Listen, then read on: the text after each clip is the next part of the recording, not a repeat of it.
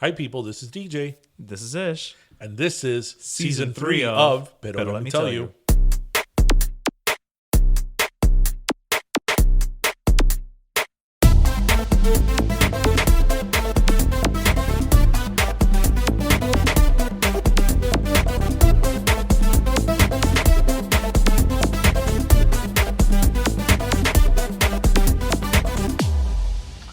So I hate to say, like, with this whole with the whole coronavirus thing going on, and so many people like dying and out of work and all that. I hate to say oh well, now this is great. I hate to say that because there's nothing great with all that going on. But You're talking about traffic. I went from West Kent to Hialeah today in 15 minutes. So so it is going to be about traffic. It is. You're like, there's no traffic. Okay, hello. What has been? We're recording, right? Yes, we are. Well, welcome to episode 106, everyone. Another 106. episode of the Quarantine Chronicles of Pero Let Me Tell You. How is everybody today, Friday? It doesn't really matter what day it is. It doesn't matter what date. It doesn't, does it? We is could it- probably switch Is to it like October? Are we in October? we could probably switch to like a Tuesday. Nobody would notice because every day just blends together now. I mean, I actually, believe it or not, one of the reasons I know what day it is because it's of when we record and when we drop the episode. So I'm like, okay, it's Thursday or Friday. So Okay. it's like, okay, so that actually the podcast has been kind of Has helped keep your sanity a little bit. my sanity and kind of what day it is because otherwise, again, we're stuck in that purgatory between Christmas and New Year's. Oh, where every day is it's a day. It's a day. We don't know what's happening. You're not sure what day it is, what year it is. It's kind of like a really messed up version of it. With like lots of going to see if there's toilet paper. Right. Pero, Which, by the way, so I've welcome- given up. I've given up on thinking that I'm gonna find like just a roll, like packages of toilet paper like before. That's No, today I went to Publix and there were a lot, oh, okay, actually. good, okay. Yeah. So welcome to episode 106, everybody. How are you? How are you guys? Hanging in there? I think everybody's We're doing hanging in there. Everybody's doing well. I mean, we're doing good. I know, like you were saying, you've said to me a couple times, just like my experience is very different than yours during this quarantine situation, but I don't take I don't take it for granted. Yeah, no, because dealing with a child is completely different, and it's just it's a game changer. And again, I have to deal with mine, and only during the day. So I can imagine for people that are like either have more than one child or like maybe single parents and they're that's gotta single be rough. parents insofar that they have the child the entire day, they don't get any relief. Oh, and also because I'm kind of self-employed. I've said that a million times on the show. Right. I don't have like a 9 to 5 in terms like you I set know a your lot of people schedule. when a lot of people when they work at home, even now, like their boss or the computer knows when they're logged on, like Right. so they have to attend to that. I don't have to do that, and a kid takes a lot of time, lot of time. It does. But I mean, That and we're the macaroni and cheese. We're I've been kind of craving macaroni and cheese now for a couple of days. I think I'm gonna go get some. Oh my God! Let me tell you about the macaroni and cheese. Okay. So I generally don't have Kraft macaroni and cheese because not for any reason. It's just not for fancy reasons. It's just not a thing It's that you just like buy. generally, it's not a thing that I buy. Right, but in the last, 25 years that we've been in quarantine, I bought about 1,000 boxes of macaroni and cheese because I knew especially that I was going to have Tristan in the day. Right. So I'm like, let me get prepped for this. So generally, a kid won't eat a whole box of like macaroni and cheese. So you have to see all the wonders I've done with the leftover, right? Because I'll make the macaroni and cheese, pursuant to the regular box. Right. But then the leftover, which is about half, like the other day, I put truffle oil and green onions. The day before that, I added Gruyere cheese. Another day, while I was making the macaroni and cheese, I made bacon in the oven. No, I made pancetta in the oven, and then I put in the mac and cheese. You're like esta tipa from Food Network, semi-homemade. Sandra Lee, the Lush. The Lush, yes. The Lush, yeah.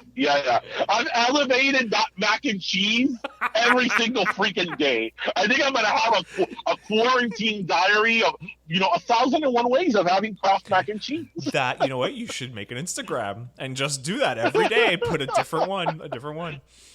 See, the other day before I added the sauce thing in, I just got the plain macaroni, right? I put some olive oil, but the really good olive oil, because I'm like Monica Geller and Friends, everyday guest, fancy guest about the olive oil. Oh, I wonder which olive oil I've gotten. Yeah, no, I have the standard everyday cooking olive oil, then the olive oil for your salads, and then there's the really fancy olive oil that's $20 a bottle, right? I was like, I'm gonna elevate this shit, and I added the really fancy olive oil, and I put some grated Romano cheese and some salt and pepper, and it was truffled salt. Ooh. Oh my god! Kraft Blue Box this, bitch! Yeah.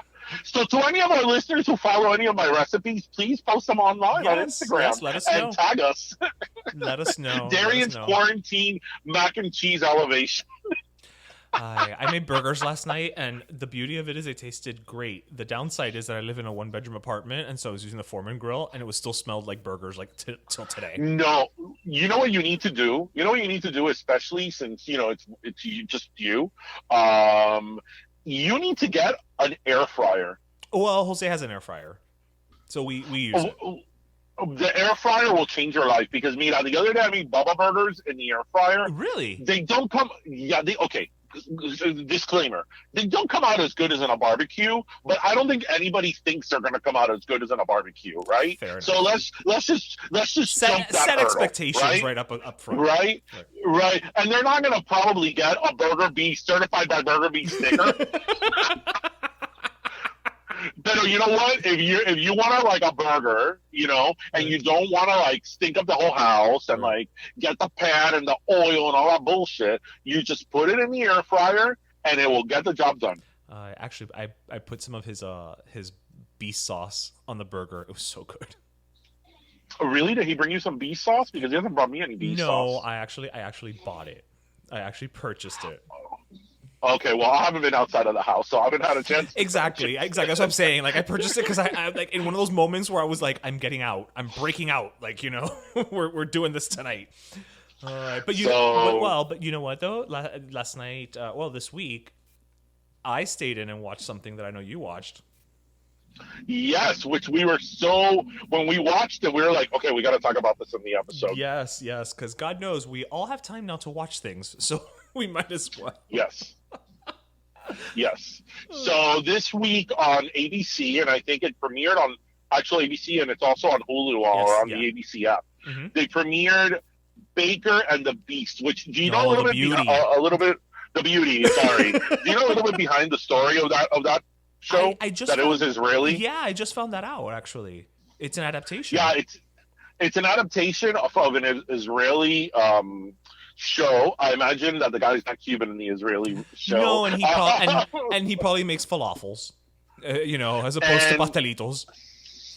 And in Israel, it's a huge hit, which of course that's why they brought it to the U.S. I mean, they wouldn't have brought it if it was a flop.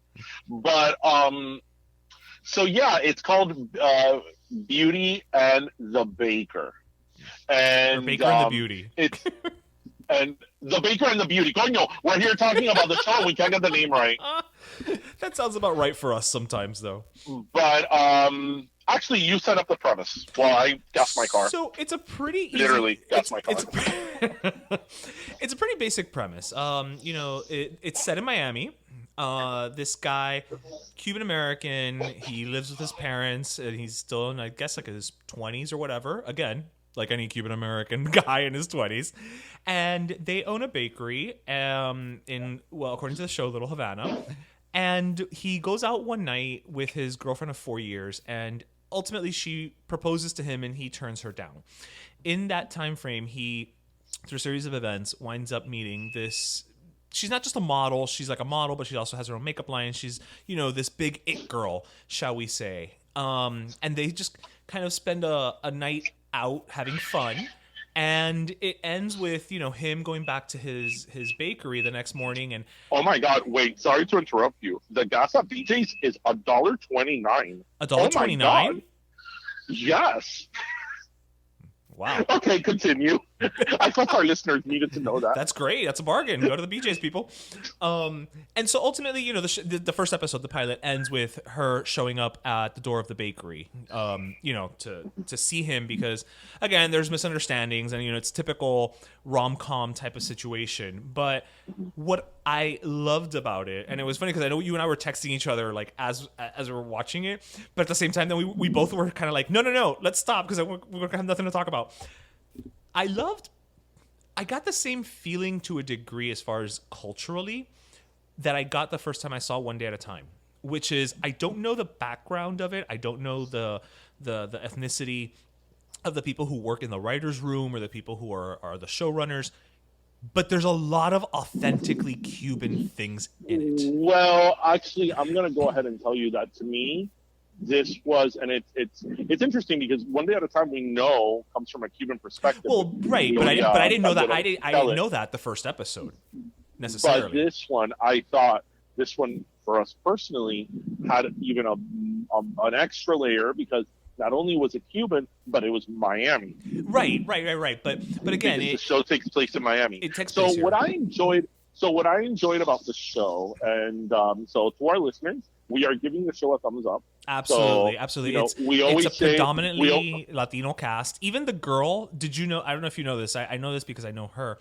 The main girl, I think her name is Natalie Kelly. She's Latina. Wasn't she on Dallas? She the Dynasty reboot. She was Dynasty. She was Cristal, right? Cristal in the first season. Yeah. She is Latina.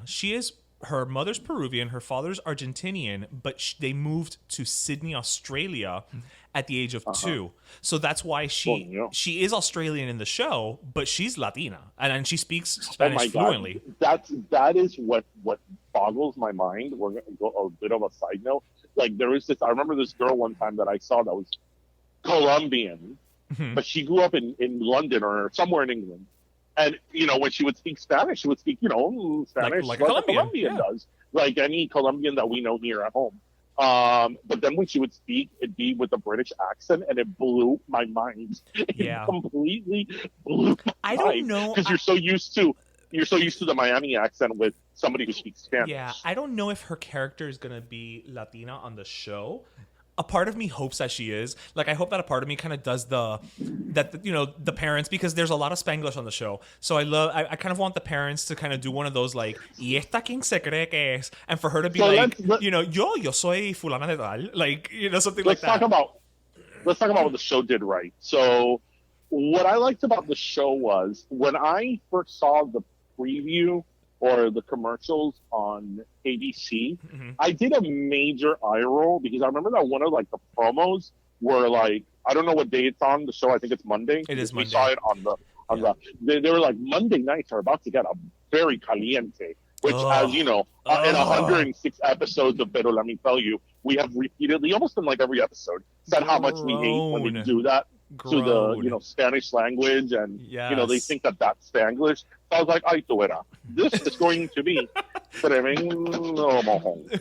But when the opening scene, when the beep people, okay, so I just want to let everybody know that I filled up my car with like $24. Like that has never ever happened in the history of me having this car, because this is like a mammoth with your gas guzzler, non-eco-friendly car, 600 horsepower car. So, oh my gosh.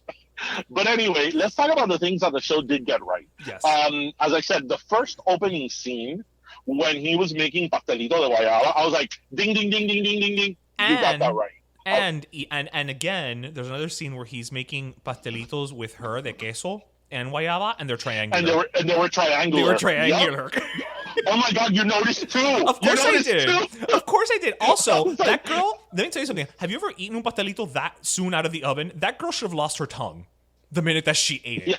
Okay, we'll let that one pass. We'll let that one slide. But then like the setup of the bakery, of the Cuban bakery, the only thing missing was a ventanita. Yeah, But yeah. it was pretty authentic. And know what? they even had an orange juice machine. That was very authentic, and they had a Cuban flag. Yeah. And they had the Cuban bread Yes, bags like the bags. Martha Miami one. Yes. They had the one. And then what I liked was that in like some scenes they were having coffee with a Cuban cafetera with Cuban tacitas. Yeah, so it was like whoever did the research there, because I was trying to see who the creators of the show were Cuban, and none of the names stuck out to me. Maybe they are, right. but none of the names stuck out to me. So I thought that those little details were on point. The way that they spoke Spanglish was so also authentic. on point. So authentic. It was so on point. Now, my criticism in terms of the language is not.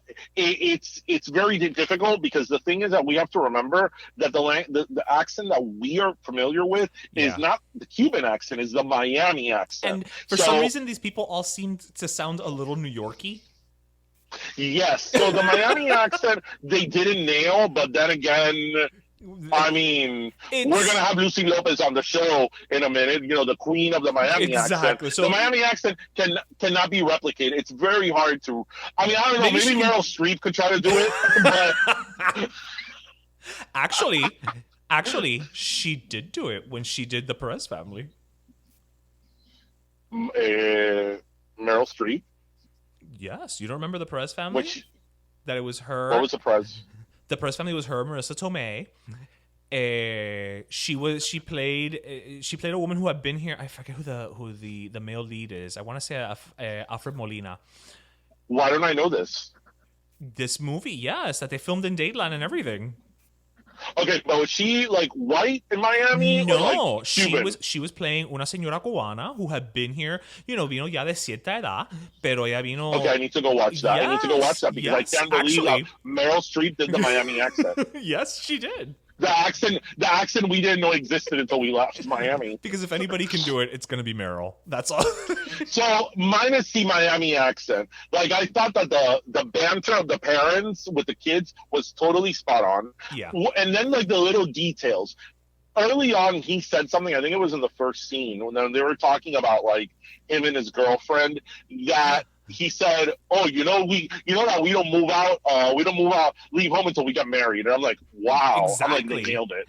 Also, they nailed it because that's totally Cuban. I gotta say, his girlfriend was very Miami. Like we all know that girl. Yeah, we all know that girl. We all know that girl. I don't know if any of the actors are Cuban, but I'm okay. Sure. He's Dominican. I'm totally okay with him being Dominican and playing a Cuban because, as we've said here, Cubans, Dominicans, and Puerto Ricans are Caribbean folk, and we are kind of our own people unto ourselves. We get each other. So. Yeah, so I'm totally okay with the Dominican playing a Cuban, and he looks Cuban. He could look Cuban without a problem. So I like the show. I thought they spot on hit those nuances that are very Cuban American, and it wasn't generic. So at all. It wasn't your generic Latino. Oh, we're going to the fiesta que está caliente bullshit that we hate so much. It was very Cuban. Now, where I loved the mess up, and this is just from a Miami perspective, was the geography of things. The geography, the geography was so evident. Glaringly evident in many parts, but no more so than like after he leaves the club when he's been like, told, oh, she's, she does this all the time or whatever. So he leaves the club and like, okay, he walks out of the Fillmore, Miami Beach, which has none of that going on inside. Fine, fair enough. Okay, the exterior. Then he walks away from the beach. I'm like, all right, so far so good. So he's walking on the causeway, like past the Children's Museum or whatever. But then all of a sudden, he's back on the beach because he walks under that building that has that giant ball in between them. Uh-huh. Then all of a sudden he's in Wynwood. Then all of a sudden he's in Little Havana. Then all of a sudden again now he's by the wharf. And then he goes to his family's bakery, which is supposed to be in Little Havana, but it is clearly up the block from the Cameo Theater, which is on yes, which is in Washington and in the South Beach. But you know what was interesting about it? Seriously, from a logistical production perspective, because the show was shot in Puerto Rico and in Georgia. Yeah. Right? Yeah, the sets was all Georgia. So I'm like, okay, how many places did they shoot one scene in? And I'll give you an example, because obviously the trickery of computers are here. Remember there's a scene where they're hanging off a billboard that they're doing graffiti to a billboard. That's supposed to be. I was convinced that was where I lived. Yeah, the condo, the high-rise, where I lived. No, see, right? I thought it was the building. To me, it was supposed to be the building that has the digital person dancing. No, it's not, and I'm going to tell you why. Okay. Because when they were hanging from that building, that's why I thought that it was where I lived. When they were hanging from that, in the background, you could see the Intercontinental Hotel with the woman dancing. Oh, okay, I missed that. I must have missed that. So the scene is the view is exactly what it would have been of my building, because I lived, for many years I lived downtown in front of the arena, and that was my view. And there is a huge billboard in the building on the side, so it could have been done there. But then when they were hanging off the billboard, the ground, the scene on the ground, what you could see down below, I don't know where that was supposed to be. It was not the American Airlines Arena. Or anything in that area. There's a part, though, that's supposed to be Lincoln Road that he's crossing from east to west, that on the east side of Lincoln Road, there's a building, and I'm like, no. The only building on the east side of Lincoln Road, of Ocean Drive. He's crossing from east to west on Ocean Drive. I'm like, no. The only building on that side of Ocean Drive, which is where the park is the 12th Street bathroom. That's the only building on there. There's no other building on there. And the building in the foreground was not the 12th Street bathroom. It was not. So little stuff like that. I actually enjoyed it. We're being nitpicky because we're from here. You know what I mean? So it's just one of those things. The scene when he was sitting with her at a bench, right? That they were talking right when they were about to kiss. Mm-hmm. That somebody there were some people there with their phone. They were supposedly outside of the club, right? But where they were in that scene, you could see Bayside and downtown. So that meant that they would have had to be sitting on Watson Island. So I'm like, where? What is the club? The Miami Kids Museum? No, clearly. I just told you the club is the Fillmore at the Fillmore Performance Center in Miami Beach. But then again, anybody from Miami watches that, and you're gonna trip out with the geography of things. But that's a Miami thing. That's something that only we would find funny. But then they get other things right, Whereas, for instance, his ex-girlfriend, she's a realtor like everybody in Miami. And of course, she says, oh, this part is really up and coming, like Little Haiti. And I'm like, coño, it is. Little Haiti is up and coming, they didn't use a generic thing. And his little sister goes to school and it's called Deering High School. Well, there is Deering Estates down here. So they very easily could have gone for I go to George Washington High School, some generic thing. Yeah. And no. Whoever, I don't know if it's the writers or the production team, because I don't know too much about the production of the show, or maybe they just sent out people to Miami to get a feel for it. But whoever did the research properly. Yeah. So to our listeners, if you want to watch something that really shows, Miami from a network, remember it's on ABC, so it's a network television, which is a little bit different. And than it's a predominantly Latino cast, guys. We got to support it. It is. And they show, especially the Cuban community, it's as accurate as it's going to be for a network television show. Yeah. Because that's what you always have to remember. It's a network television show. Yeah. So, they also have to cater this to the large masses. Yeah. So, they have to cater this to Beverly and Nebraska. Right. So, but to that point, they found a nice little balance. There's a scene where the girl is in her room And the mom goes in, she stormed off with her. And she knocks, but she doesn't wait to be invited in. She knocks more as like to just tell her, I'm coming in. And then she's like, oh, can't you just leave me alone? And, in a very white way, she says like, sorry, you didn't get the mother who leaves you alone. You got the mother who smothers you. Yeah. But that's a white way of the Cuban, you know what I mean? Like, we're not, no, we don't do that. And I thought the way the parents scream at each other was very Cuban. Yeah, and they were very loving too, which I love that. I love seeing and wait, and you know what they did? You know what a few of them did, which is if you're gonna do Miami, you have to include it. They broed.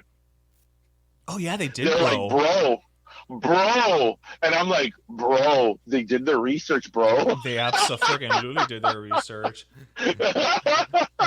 So definitely check it out. Definitely check it out, guys. But check it out. It's on Mondays. The Baker and the Beauty. Yeah, so I want to tell you about something else. Mm-hmm. So I want to tell you about something else. I want to know if this is like a pet peeve of yours. Okay. And maybe our listeners could, if it's a pet peeve of mine. So today I was, like many people, I've been trying to support local little restaurants, and there's a place by my house that does a stir-fried piñata style. ¿Cómo se llama? I want to say Hitachi, but that's not right. Hibachi, or teppanyaki. Some people call it teppanyaki. Oh, okay. Hibachi. There's a hibachi place in Kendall, and they're actually really good. Yeah. I mean, it is as good as you will have in like Samurai, because I prefer Samurai over Benihana, but whatever. Sorry, Steve Aoki. Like Samurai, they have like a little pink sauce that's like magic. So I like when something has a sauce, I want sauce. You do. Right? You're a big sauce person. I am a big sauce person. So when I go to this place today, and it's not cheap. It's not cheap. Like the hibachi for one, with tax and everything, is like almost $20. Oh, wow. It's not cheap. Wow. Right? But I'm okay with it. I'm going to the local business. You're helping, right. Hibachi is generally not cheap because they use like New York strip steak and they use shrimp. I'm okay with it. I knew that my meal was not going to be $6. I'm okay with it. Right. So when I tell her, when I make my order, I tell the lady, "Oh, can you please put 3 sauces?" And she looks at me like, and when I mean sauces, I mean it's like the little thing of sauce, the little plastic containers thing of sauce. The little plastic, right? And she looks at me, she's like, "I don't know if I could do that." And I go, "Well, I just spent $24 on, a hibachi plate. So can you, if you want to just charge me for the extra sauce?" Right, but she didn't end up charging me. But I know what goes into the sauce. It's pretty much mayonnaise, fish sauce, and ketchup, and a couple of other things. Right, so it's not this is like I don't know, like a very expensive. Right, it's not like truffle sauce. Oil. Right, so that goes to like the biggest, the bigger concept of it, which is what I wanted to bring out.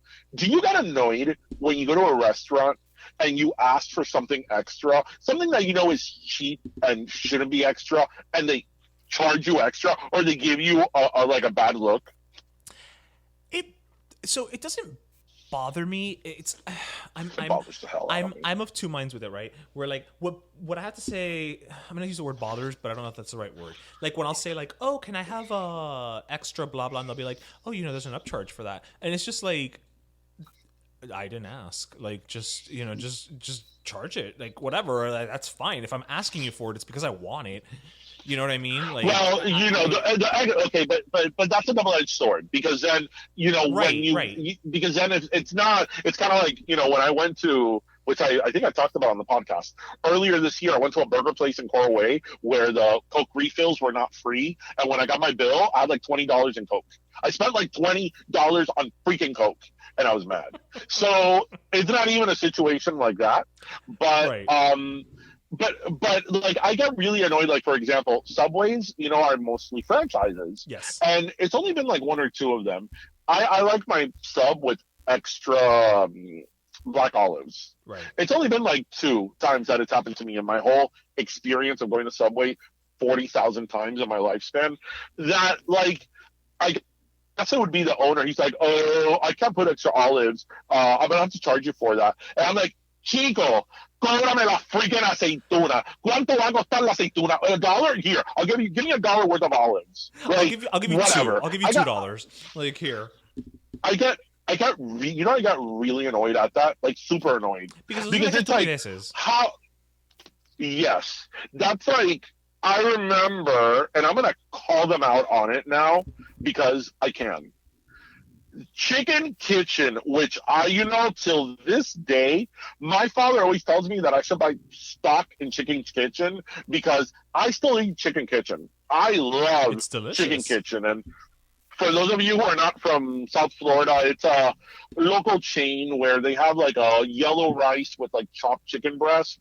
But the magic of it is this mustard curry sauce that is divine. It is made from the heavens. Now, I have made that mustard curry sauce. I'm going to tell you what it has. It has cream. It has, actually, no, it doesn't have cream. It's predominantly mayonnaise and frozen papaya concentrate. Oh, I didn't know. And curry powder, of course. Right. Yeah, it's papaya concentrate and curry powder and a bunch of other spices. So it's not a sauce that is expensive to produce. I remember back in the day, they changed their policy now because apparently a lot of people like me complain. Tú ibas al Chicken Kitchen y te comías el chop, que era como una libra de arroz, y te daban 2 cositas de sauce. And I'm like, what am I supposed to do with 2 little things of sauce? Especially me, that my chop ends up looking like a soup. Like, what am I supposed to do? Now, okay, granted, maybe I put too much sauce on it, but really, for your average guy, let's say, what are you supposed to do? What am I supposed to do with these 2 little things of soup? You tell me, person at the counter at Chicken Kitchen. You know that when I was away from Miami, that is the thing I miss the most. Really? Other than Publix cake. Oh. Chicken. Well, it's not like they had Chicken Kitchen in the Midwest. That's true. But you know what else you probably missed was the Miami accent. And you know who has the biggest Miami accent that we love to hear? Ms. Lucy Lopez. Who not only has a Miami accent, but is Miami. She is Miami, Lucy Lopez. So let's give her a buzz right now. Just chat with her a little bit, see what she's been up to, and see what's up with Lucy during the Corona Chronicles. Lucy's Corona Chronicles.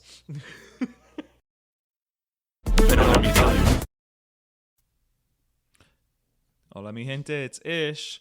As you know, Mother's Day is just around the corner, and you also know just how hard it is to shop for your mom or abuela. I mean, they never need anything. Nunca. But canvaspeople.com has the perfect solution. The one thing mommy and abuela love is your smiling face. So why not take that pic from last year's Nochebuena and turn it into a work of art? With a few clicks, upload the pic and create a unique canvas print to display year-round instead of just another run-of-the-mill frame. I mean, otro cuadro.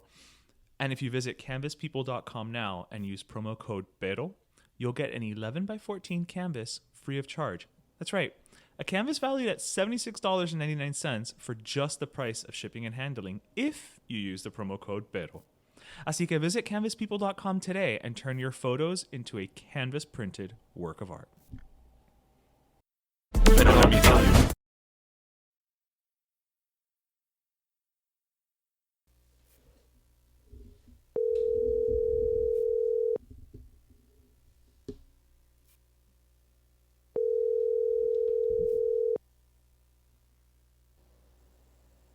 Okay, I'm gonna go to the other room.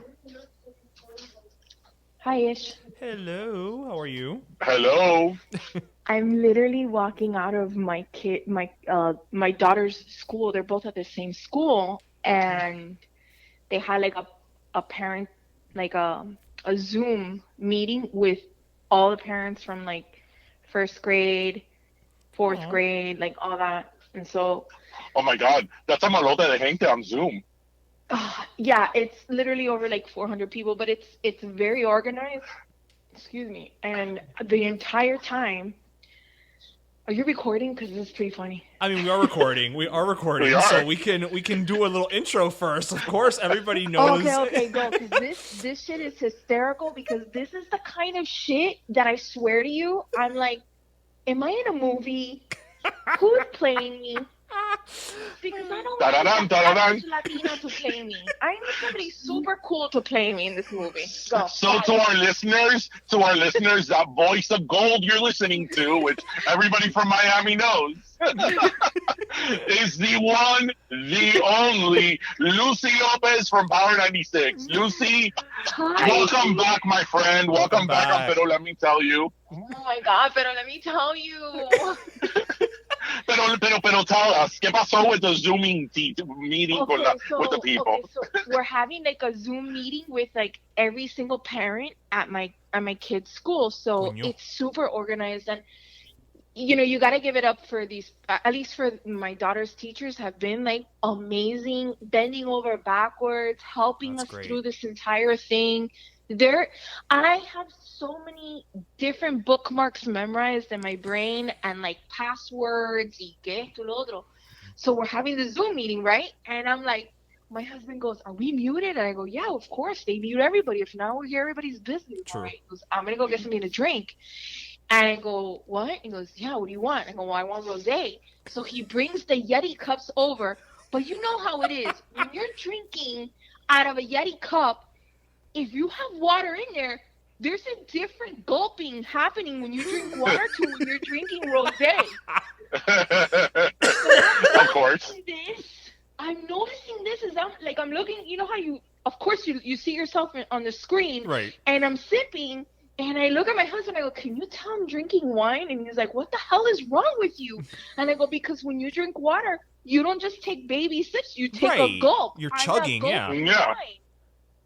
So he's like, but then he looks at me, and we both at the same time take a sip, and I look at it, I go, and we're drinking. If they were to look at us, which by the way, they record these meetings because it's like school, y God forbid alguien hace una bobería. And he's like, "Babe, it totally looks like we're having drinks." I'm like, "But it's 5 o'clock in the afternoon. They can't get mad at us. It's happy I'm not in front hour. of children."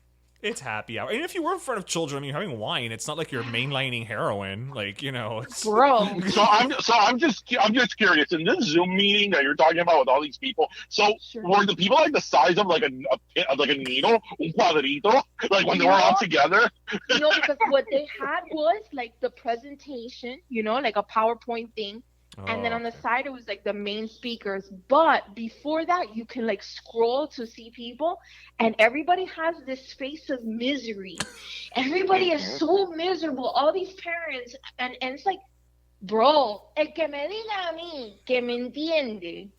El que me diga a mí, the person, if you live in an apartment in Brickell overlooking the ocean and you only have a chihuahua to take care of, and you tell me that you understand me, please get in your car, drive to Casa Carajo, and stay there. Okay, so I won't tell No, you.